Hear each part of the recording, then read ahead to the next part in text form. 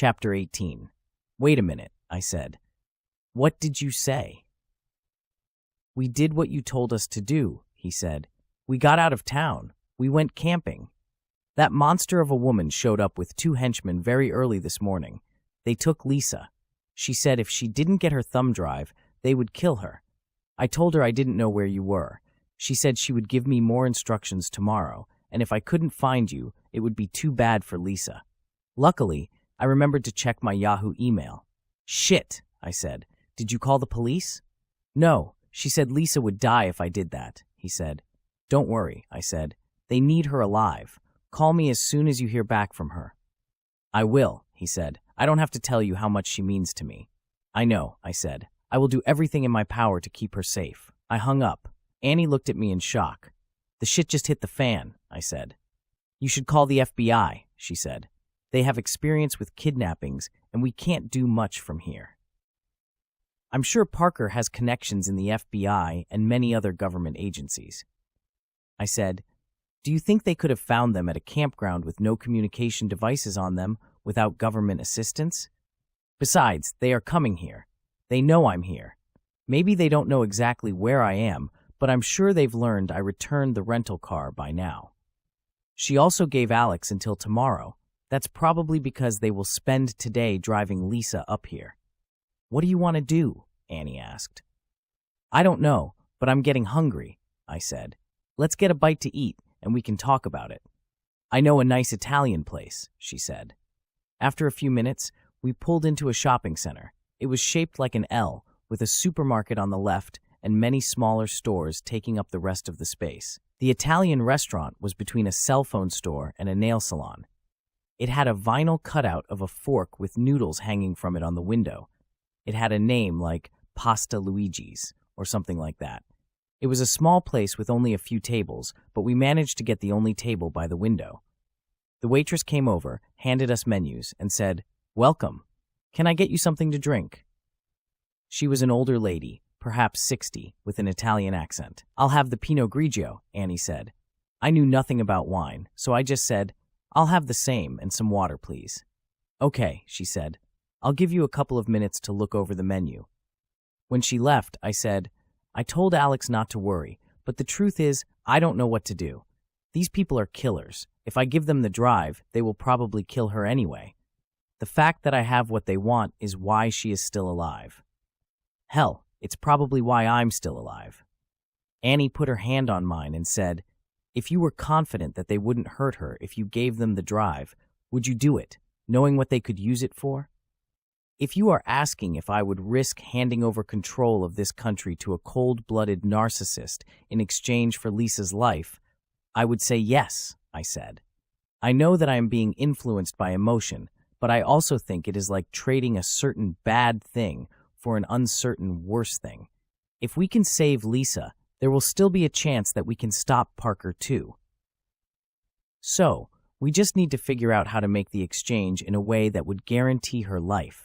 Like the old spy movies where they would exchange prisoners by walking them across a bridge, Annie said. That wouldn't work in this case because they would need to confirm the drive is legit before releasing Lisa. Procile. That means they would need Lisa and the thumb drive simultaneously. Once they confirm they have what they want, they will have no incentive to release her. Worse, they will have every incentive to kill her. The server came back with our drinks, and I realized I hadn't looked at the menu, so I opened it and quickly scanned through it. Did you decide, or should I give you more time? She said. I know what I want, Annie said. What about you, John? Go ahead and order, I said. I figured if we let her go, it would be ages before we saw her again, and I was hungry. I'll have the eggplant parmigiana with the house salad, Annie said. I think I will try the puttanesca with pasta fagioli, I said. Those are both excellent choices, she said before taking our menus and walking away.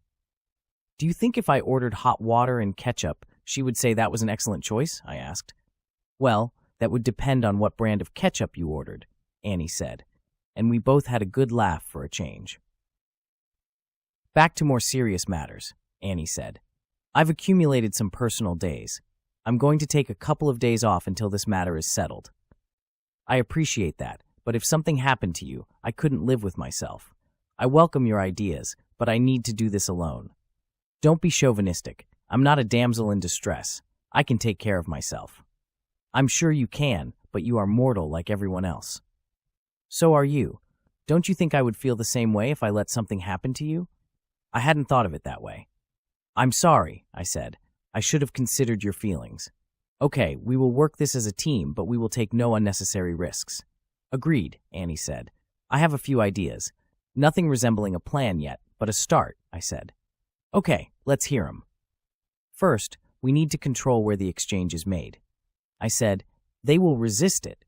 They will want us to think they are holding all the cards, but we have a couple of aces in our hands. I will need your help coming up with a place. We bounced a few ideas back and forth until our food arrived. We decided to put our planning off to enjoy our dinner. We talked about food, our likes and dislikes. I mentioned that I didn't know what I liked anymore.